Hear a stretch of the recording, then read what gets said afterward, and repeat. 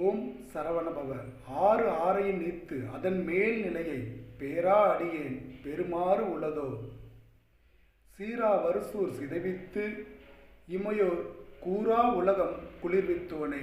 அப்படிப்பட்ட முருகப்பெருமானின் ஒப்பற்ற அந்த திருவடிகளை பற்றி கொள்ளக்கூடிய இந்த முருகப்பெருமானின் தரிசனத்தை காணக்கூடிய பாக்கியம் நமக்கெல்லாம் கிடைக்குமா என்பதில் எந்தவித சந்தேகம் இன்றி ஒவ்வொரு நாளும் நாம் முருகப்பெருமானை மனதில் நினைத்து தியானித்து வர வேண்டும்.